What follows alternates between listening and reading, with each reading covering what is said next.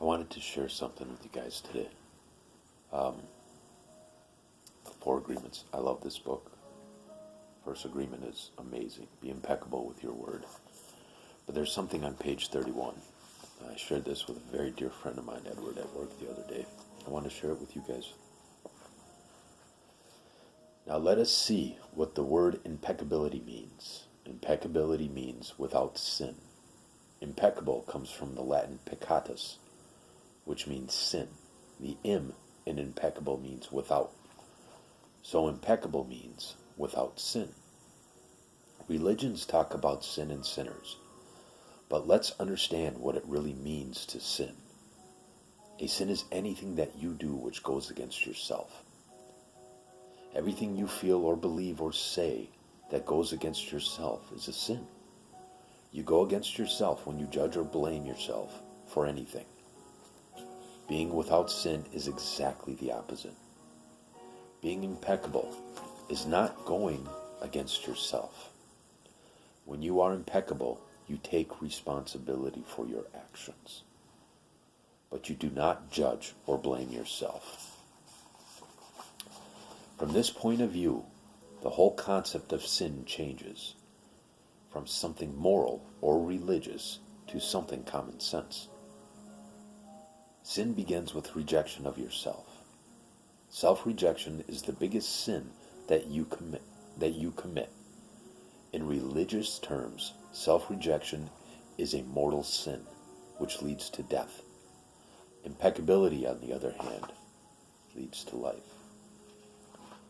For me, that works very, very well, because it intertwines be impeccable, be without sin, with your word. That just means speak well to others, speak well to yourself.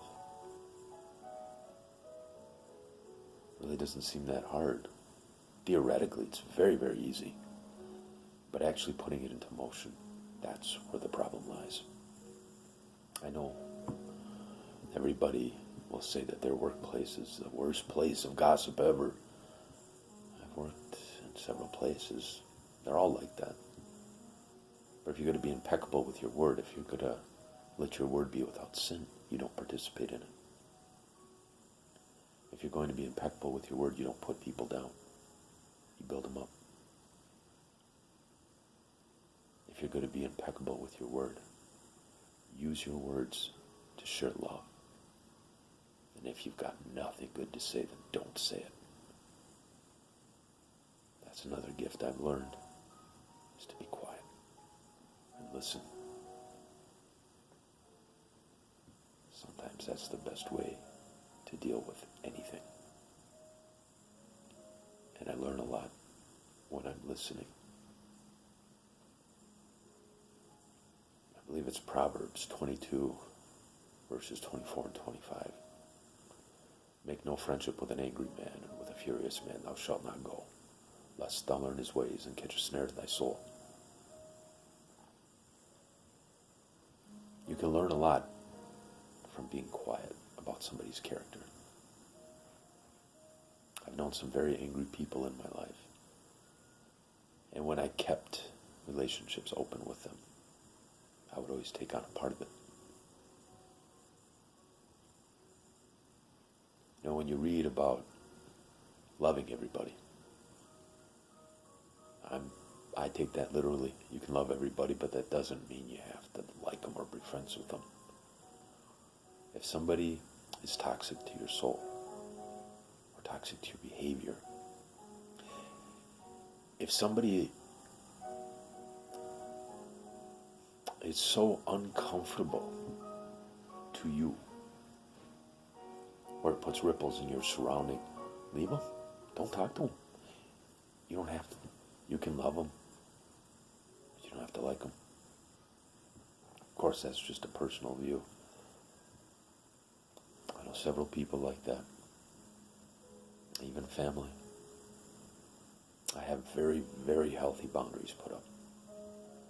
I've sponsored people that have walked all over those boundaries. I no longer sponsor them. I had friends that repeatedly stepped over these boundaries. They brought anger around me, irritability. These are all human emotions. I understand. But I also understand that you treat your friends with respect.